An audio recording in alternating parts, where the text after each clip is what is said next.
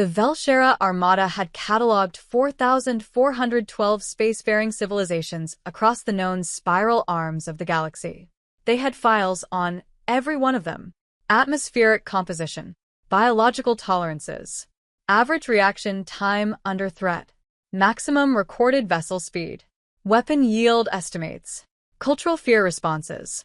Every civilization got a number, a threat index, calculated by the Armada's Central Intelligence System, the Chorus, which had never once been wrong in 300 years of operation. Humanity's threat index was 0.7. For reference, the Dorothi slugherders of the Outer Belt had a threat index of 1.2, mostly because their ships smelled so terrible that Velshera crew members lost focus during boarding operations. Humanity was below the slugherders. The Velshera High Commander, a being called Orithven, had 6 arms, 4 of which were used exclusively for thinking, long, pale, tendril-like appendages that curled and uncurled around her cranial nodes when she processed complex information. The other 2 were for holding things, which she considered the lesser function. She stood at the bridge of the flagship Endless Patience and reviewed the human file for the first time with the mild disinterest of someone reading agricultural reports. Homo sapiens. Carbon-based. Bilateral symmetry. Remarkably fragile skeletal structure. Average lifespan, 79 years. Spacefaring for approximately 200 years. Beyond generation ships and gravitational sling networks, no known faster-than-light capability exists. Largest recorded vessel. The UNSS Carthage *, a colony transport. Length, 1.1 kilometers. Armament, surface-to-surface rail defense batteries. Threat index, 0.7. Orithven set the file down. The mission was simple. Humanity occupied a rare system, 3 habitable planets in tight orbital resonance, a configuration the Velshera had only seen 4 times across the galaxy. The resonance created a gravitational stability that made the system ideal as a relay station for the Armada's expansion toward the outer arm. Humanity would be relocated. Peacefully, preferably. The Chorus had modeled 17 relocation scenarios. In 15 of them, humanity agreed without military resistance because humanity had nothing capable of military resistance. The Armada had 340 ships. Orithven gave the order to drop from transit fold directly into humanity's home system. The Chorus counted down. The fold opened. And every single proximity sensor across the entire 340-ship Armada screamed at exactly the same moment. There was something already there. Something that hadn't been in any of their files. Something so large that the Chorus took 4.3 seconds to calculate its dimensions, an eternity for a system that could model galactic weather patterns in under a second. Orithven's forethinking arms froze mid-curl. She stared at the sensor display. Length, 42 kilometers. She looked at the human file again. Largest recorded vessel, 1.1 kilometers.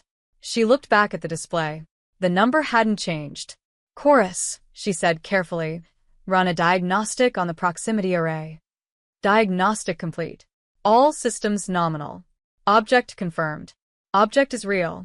Orithven stood very still for a long time. Then her 6 arms all moved at once, and she said something she had never said in 30 years of command. All ships hold position. The ship had a name. It was painted on the hull in letters each 100 meters tall, white against a hull so dark it seemed to absorb the light of the nearby star rather than reflect it. The hull wasn't polished. It wasn't ceremonial. It was layered, visibly, aggressively layered, in a way that reminded Orithven of geological strata. As though the ship had not been built so much as accumulated over time, each new layer pressed over the last, like sediment over ancient rock.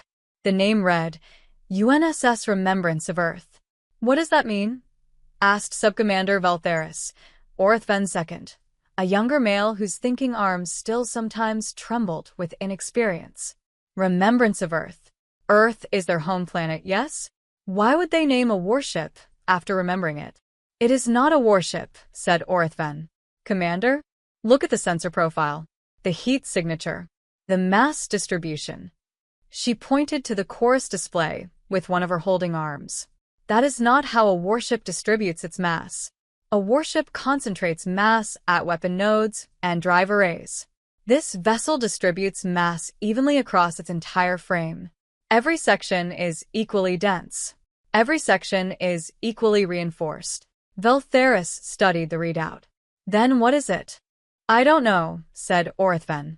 That was the second thing she had never said in 30 years. What she did know was that the Remembrance of Earth was not behaving like a warship either. It was not moving to intercept. It was not charging weapons. The chorus detected no energy buildup consistent with offensive charging. It was simply sitting there in a high orbit above the third planet, in a position that Orithven recognized from tactical geometry as perfectly central, equidistant from every approach vector the Armada could reasonably take. It was not a defensive position. It was a conversational position. The ship was positioned where you would sit to ensure everyone in the room could see you clearly. Open a communication channel, said Orithven. On which frequency? All of them. The channel opened. For 11 seconds, there was nothing but the soft electromagnetic hiss of the system star. Then a human voice came through, and the chorus translated it in real time, which was itself remarkable because the chorus needed a minimum data sample of 40 spoken sentences to begin translation, and yet it began translating after the first 3 words, which meant it had encountered human language before, which meant someone in the Armada had been listening to humanity for longer than Orithven had been told. That was a problem she would address later. The voice said, Velshera Armada, this is Captain Dara Osei of the UNSS Remembrance of Earth. We've been watching you fold in for the last 40 minutes. You're sitting at what I assume is a safe evaluation distance. That's smart and we respect it. We'd like to talk. We have some things to tell you about this system that we think will change what you're planning to do here. We're not pointing anything at you. We're just here. Take your time. Then silence. Orithven's thinking arms worked slowly, processing tone and word choice and the chorus's paralinguistic analysis simultaneously. The captain's biological stress indicators, she said. What does the chorus read? Elevated. But not fear elevated. The chorus categorizes it as anticipation elevated. Anticipation, Orithven repeated. She's been waiting for us. It appears so, Commander. Orithven looked again at the name on the hull. 100-meter letters. Remembrance of Earth. You didn't name a weapon after memory. You named a monument after memory. Get me Captain Osei, she said, and quietly pull every file we have on what the chorus has been collecting from human transmissions. Every file. I want to know what our people have been hiding from me about these creatures. The chorus files were extensive, and they were damning, not because humanity was more dangerous than reported, but because the analyst who had assigned the 0.7 threat index had made a categorical error so fundamental that Orithven felt something she rarely felt, a cold, creeping embarrassment on behalf of her entire civilization. The analyst had measured humanity's threat index based on its military capacity. But the Remembrance of Earth was not, had never been, and was not designed to be a military vessel. The chorus files told the story clearly once you read them, without the threat assessment filter applied. 40 years ago, humanity had detected a phenomenon in the outer reaches of their system, a recurring gravitational pulse originating from an object beyond their outermost planet, repeating every 19 years with mathematical precision. Early models suggested it was a rogue body in a distant eccentric orbit. Later models, as human sensor technology improved, suggested something else entirely. The pulse was not gravitational in origin. It was structured. It carried information. Humanity had spent 32 years trying to decode it. They never fully succeeded. But they succeeded enough to understand one thing. Whatever was sending the pulse was large, old, and would, at some point in the future, arrive in the inner system. No one knew what it was. No one knew what it wanted. No one knew if it was alive, mechanical, or something without a category. But it was coming. 30 to 80 years from now, based on trajectory modeling. The uncertainty window was wide because the object occasionally changed its trajectory in ways that defied passive gravitational explanation, which meant it had agency of some kind. Humanity had named it the hum. Simple, unscientific, and chosen because that was what its signal sounded like when you converted it to audio, a low, resonant, patient hum. like the note a massive bell makes long after it has been struck. And the remembrance of Earth was humanity's answer to the hum. Not a warship, not a colony ship, a witness vessel. A ship designed to be present, to observe, to record, to carry within its hull a complete archive of everything humanity had ever been, its languages, its music, its agriculture, its arguments, its failures, its children's drawings, its funeral rites, its jokes, its mathematical proofs, its recipes, its first steps on other worlds, so that if the hum arrived and humanity did not survive the encounter, something would remain that said, "We were here, and this is what we were." The hull's layered construction wasn't armor in the traditional sense. It was preservation architecture. Each layer used a different way to store data, like crystals, magnets, biological materials, and light, creating backup systems that could survive situations that would ruin any one type of storage. The ship wasn't designed to fight anything. It was designed to outlast everything. Orith Venn sat with this information for a long time before opening the channel to Captain Osei. When she did, her first question was not tactical. It was, "How long have you known we were coming?" And Captain Osei said, "Long enough to wonder if you were the hum or something we could talk to." We're relieved it's the second one. Captain Dara Osei was not what Orith Venn had expected. The visual feed from the Remembrance of Earth showed a woman somewhere in her middle decades of life. The chorus estimated 51 years based on human biological markers, though it noted that this species aged inconsistently depending on environmental and psychological factors. She had close-cropped gray hair, dark brown skin, and the kind of stillness in her posture that Orith Venn associated with very old Velshera commanders, the stillness of someone who had stopped needing to perform authority because authority had simply become their resting state. She wore no military insignia that the chorus could identify. Her uniform was a deep gray, simple, with a single emblem on the left chest, a small circle with a line through it, which the chorus cross-referenced against human symbolic databases and returned an unexpected result. It was not a rank insignia.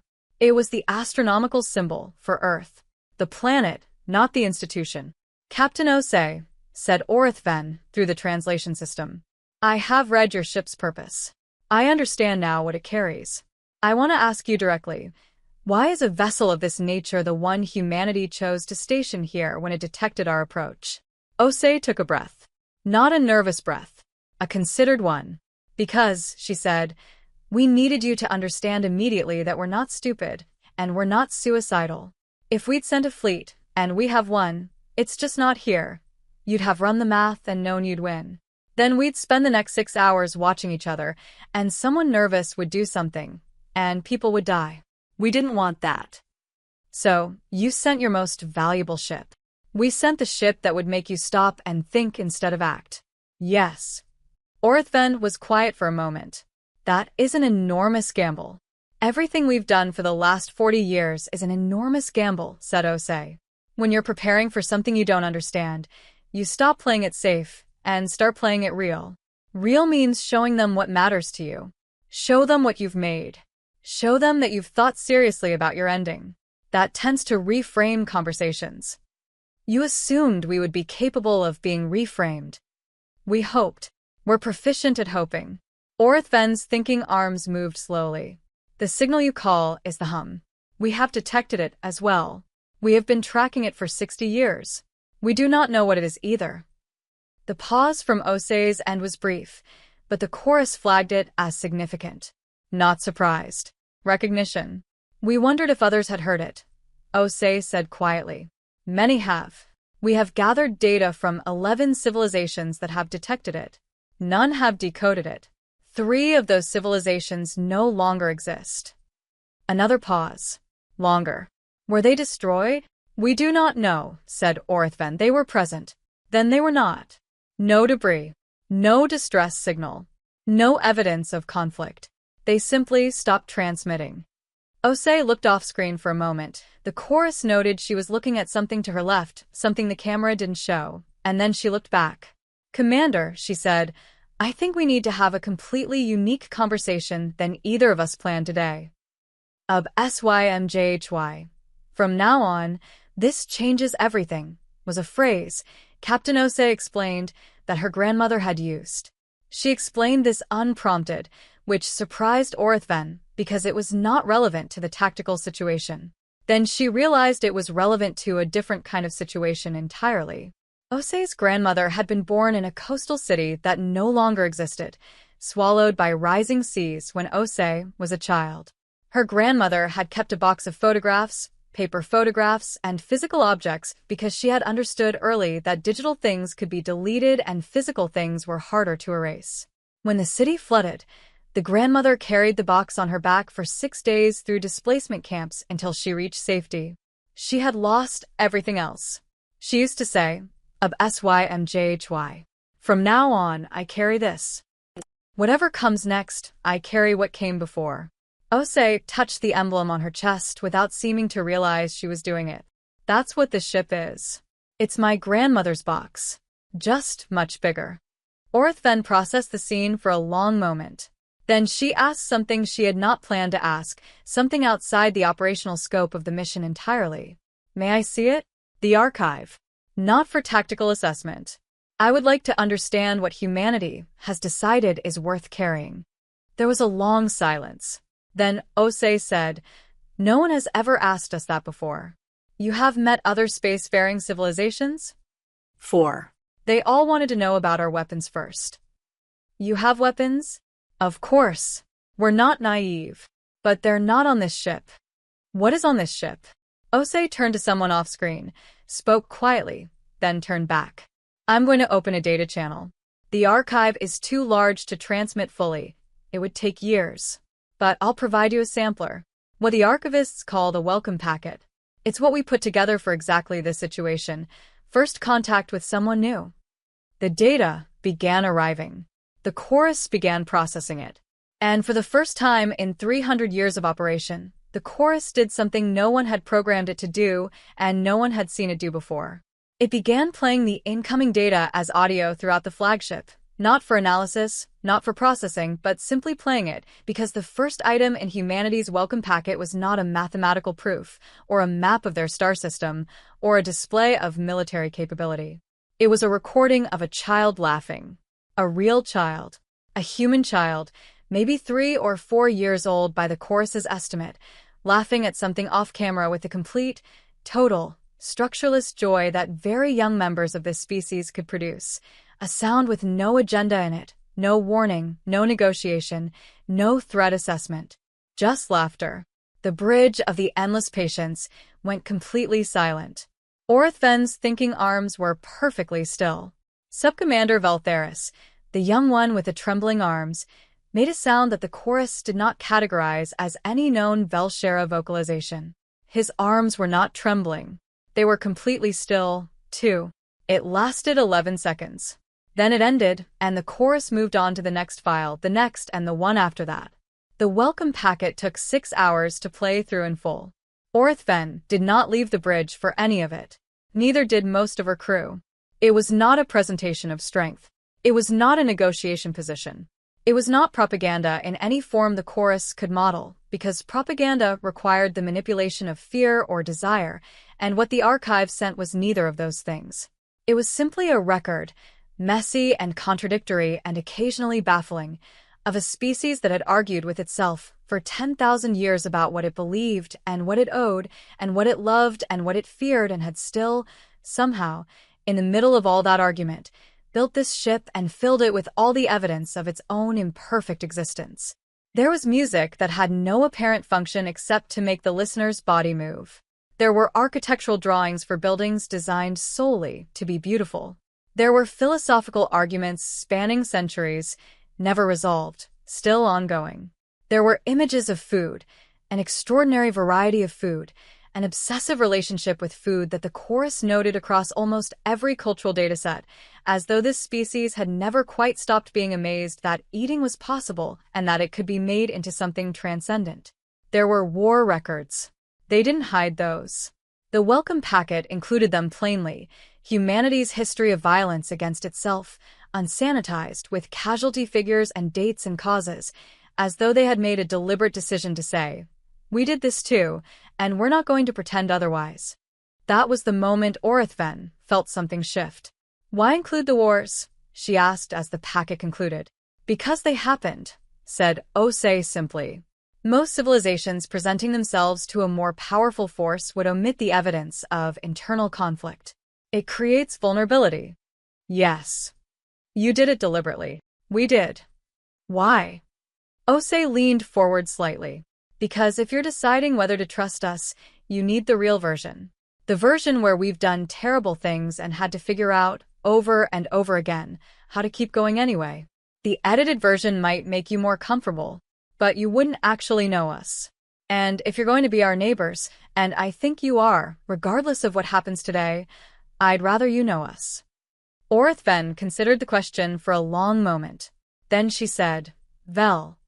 Shara diplomatic protocol does not include this practice. When we present ourselves, we present accomplishments. Strength. Longevity. Stability. Does it work? The civilizations we have negotiated with typically comply with our requests. That's not the same thing as trust. No, said Orithven slowly. It is not. Her thinking arms moved in a pattern that Veltheris, watching from the side of the bridge, had never seen before. Not analysis, not calculation, but something his training hadn't given him a name for. He would later describe it to his own crew as the movement. Orithven was made when she realized she had been wrong about something important. The data the Velshera had gathered on the hum was not something Orithven shared lightly. It was, in fact, classified at the highest level of the Armada, accessible only to high commanders and the Central Governing Council. Releasing it to a species with a 0.7 threat index was categorically prohibited by 3 separate standing orders. She released it anyway. The decision took her about 4 minutes. She made it alone, without consulting Veltheris or the Chorus or the Governing Council, because she had spent those 4 minutes thinking not about protocol but about the 3 civilizations that had simply stopped transmitting, and about the fact that the Velshera had spent 60 years gathering data on the hum in isolation and, in 60 years, had not decoded a single meaningful fragment of it. And humanity, in 32 years, had gotten further than them. Not fully decoded. Not even close. But the analytical approach the humans had used was different in kind from the Velshera approach. The Velshera had treated the signal as a message, something with a sender and a receiver and an intended meaning. Humanity had treated it as a system, something with internal logic that could be mapped without necessarily being understood, the way you could map a river's flow without knowing the geology that created it. The difference had produced different results. The Velshera had been trying to read it. Humanity had been trying to describe it. And in describing it, they had found something the Velshera had missed entirely in 6 decades of trying to translate. The hum changed when observed. Not metaphorically. Literally. When you directed active sensors at the source of a hum, direct, targeted sensing, rather than passive collection, the character of the signal altered. Subtly. Consistently. Reproducibly. It responded to attention. You shared this finding? Orithven asked, reading the document Osei had forwarded through the data channel. With the 4 civilizations we've met, yes. None of them followed up on it, as far as we know. They may not have understood its implication. Which is? Orithven was quiet for a moment. If the signal responds to observation, then it is not simply broadcasting. It is aware of who is listening. It has been aware, perhaps for the entire duration of transmission, of every civilization that has detected it. It may know exactly how many of us there are, where we are, and how closely we have been paying attention. The silence from Osei's end was heavy. We reached the same conclusion, Osei said finally. About 2 years ago. It's part of why we finished the ship when we did. We wanted to be ready. Ready for what, specifically? We don't know. That's the hardest part. You can know something is coming without knowing what it is. You can prepare without knowing what you're preparing for. All you can do is make sure that whatever it finds when it gets here is real, the most honest version of what you are. She paused. We didn't know if that would help. We still don't. But it is honest about it, rather than armed against it. Whatever it is, it's been watching us think about it for decades. It already knows what we are. Pretending otherwise seemed pointless. Orithven thought about 60 years of isolation, of classified files. Of 340 ships built for a war no one had declared against an enemy no one could define. "We have not been honest about it," she said. "I know," said Osei. "But you're here now." Subcommander Valtheris was 29 years old, which was young for a Velshera officer and extraordinarily young for a bridge officer on an Armada flagship. He had been selected for the position because of his processing speed. His thinking arms moved faster than any officer in his cohort, running analytical sequences that took his peers twice as long. The chorus had flagged him for accelerated promotion because rapid thinking was considered the most valuable trait in Velshera command culture. Standing on the bridge of the endless patience for the past 18 hours, watching his commander talk to the human captain, Valtheris had been thinking faster than he ever had. But the thoughts weren't tactical. He had been cataloging his own reactions to the archive, not analyzing them, just noting them, the way you might note weather changes without trying to control the weather. The child is laughing.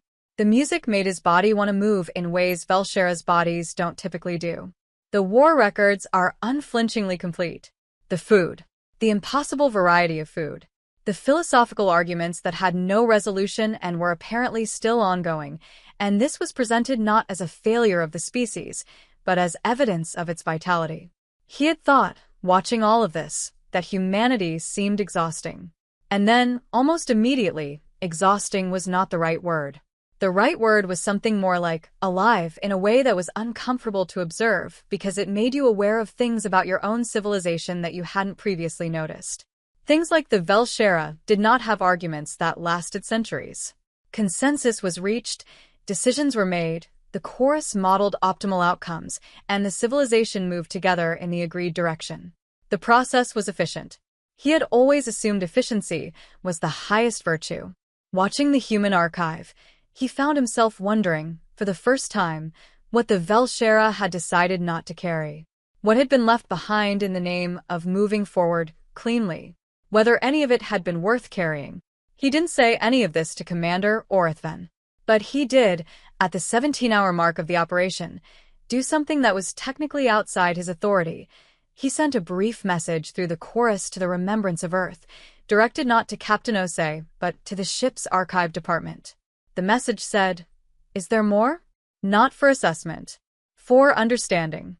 The response came back in 4 minutes. "Yes. There is much more. How long do you have?" Valtheris looked around the bridge. No one was watching him. Commander Orithven was in a deep private consultation with Captain Osei. He sent back, "I have as long as this conversation lasts." "Then let's start with music," came the reply. It seems to translate precisely. And the chorus, for the second time, began to play something it had not been programmed to play, something with rhythm and depth and a quality the chorus struggled to categorize until it finally returned a result that made Valtheris stand straighter on the bridge and feel, in his thinking arms, something new. Category: longing. Subset: hopeful. The conversation between Orithven and Osei had moved, over the past 6 hours, far outside anything the mission parameters had included. They had moved through the hum data. Through the 3 missing civilizations, the Velshera knew their names: the Sarati, the Pale Collective, and the Unbroken Chain. This question explores what the hum's observation responsiveness implies about its nature and intentions. Through the fundamental gap in their analytical approaches, Velshera treating it as a message, humanity treating it as a system, and what a combined approach might yield. At some point during Hour 5, Orithven had stopped thinking of Osei as the representative of a 0.7 threat index species and started thinking of her as a colleague. She was not sure when exactly this had happened. She suspected it was during the part of the conversation where Osei had said, with complete calm, "We've modeled scenarios where the hum arrives and there's nothing we can do. It is so far outside our capacity to respond that the outcome is determined before we even see it. We've accepted that as a possibility. It doesn't change what we built.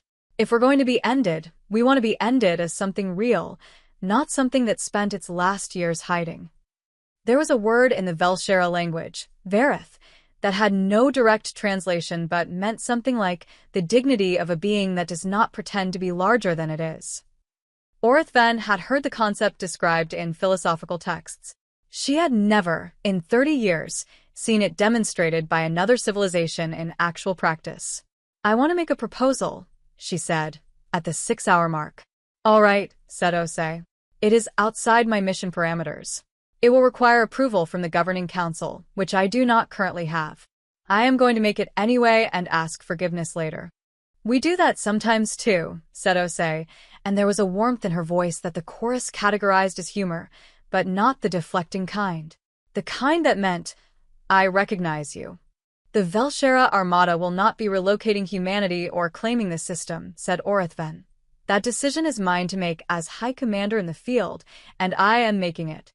Thank you, said Osei quietly. In exchange, not as a condition but as a request, I would like to propose a joint research initiative on the hum. Velshera data and methodology combined with human data and methodology. Formal, resourced, ongoing, with representatives from both civilizations present on a shared vessel. We would need to discuss it with our government. Of course. But personally, Captain Osei of the Remembrance of Earth, not speaking for Earth's government, personally, I think that's the best idea anyone has had since we first heard the signal. A pause. There is one more thing, said Orithven. Yes. The 3 civilizations that disappeared, the Sarati, the Pale Collective, and the Unbroken Chain. We have records of them. Not complete records, but significant ones. If the Remembrance of Earth carries archives of species that no longer exist. She stopped.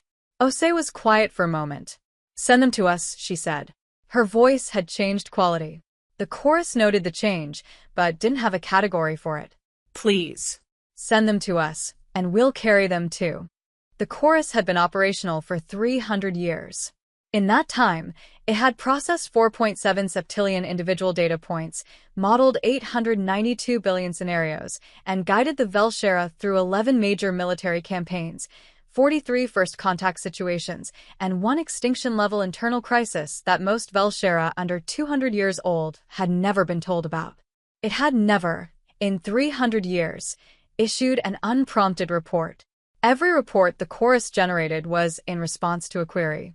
This was fundamental to its design. The Velshera had been very careful, when building the chorus, to ensure that it answered questions rather than volunteered opinions, because a system that volunteered opinions was a system that had decided it knew better than its operators what was important, and that was a dangerous kind of knowing.